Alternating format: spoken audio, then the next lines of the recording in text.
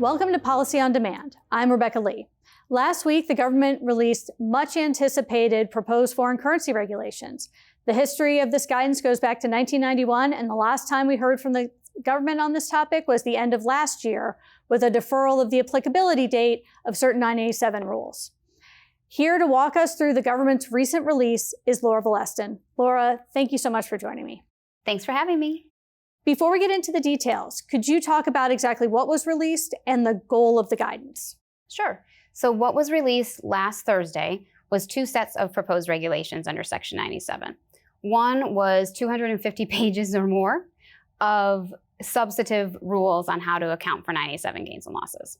The other proposed reg package was just to reopen the comment period on the 2016 proposed 987 regulations. Now, in terms of goal, it was to provide certainty and guidance in terms of how taxpayers should be accounting for 987 gain or loss.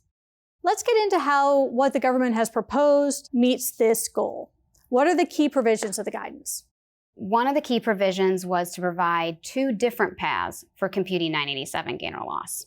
So the first path forward is a path that says 987 gains and losses are computed with respect to monetary assets and liabilities. And that's it. That looks very similar to what was in the final regulations that were issued back in 16. Then they offered a second path, an election to say, if you don't want to do that, you can use this election, which would compute 987 gain or loss with respect to everything on the balance sheet, not just the monetary assets and liabilities. That looks very similar to the 91 proposed regulations that came out back in 91, although there were some loss limitations that they also put in there with respect to that election.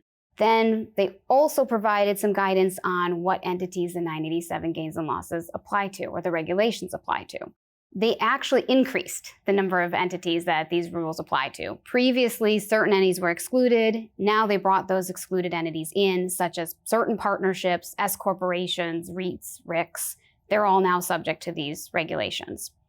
And then finally, there was a lot of lots around transition dates and applicability dates. With those key items in mind, what do you think is going to be the greatest challenge for taxpayers?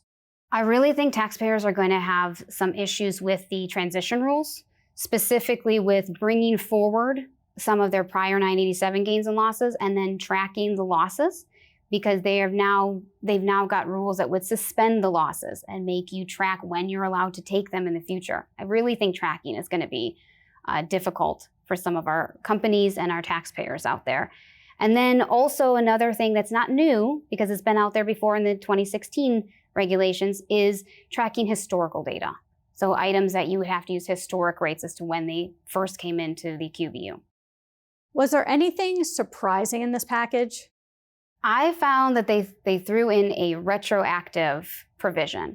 And so for certain QBUs that would terminate between November 9th, when the regulations came out, and when the regulations are final and effective, if you terminate a QBU, they're subject to these rules as written, if they're finalized as written. So now they have a retroactive effect with respect to any terminating QBUs that you have to watch out for from now until whenever they become final. You know, as of the filming, it's only been a few days since the guidance was released. Have you had a chance to speak with companies? What are their concerns or questions that they've expressed?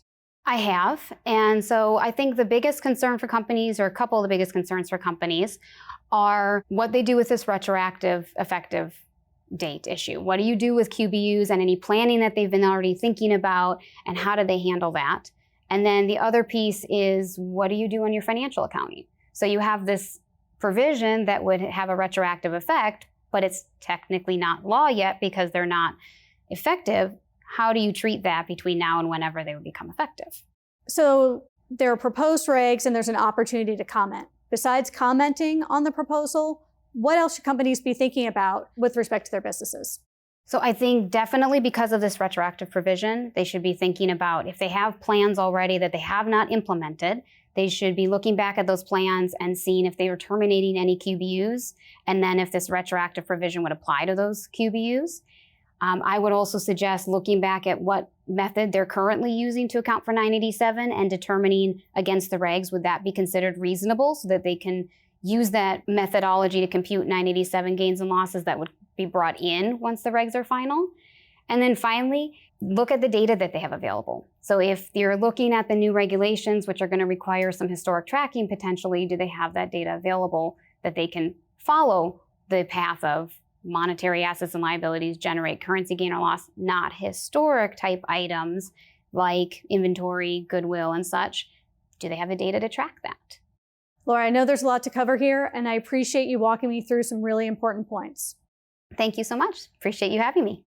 To our viewers, thank you for watching and listening. Stay with Policy on Demand for updates on regulations, legislation, and more. Take care.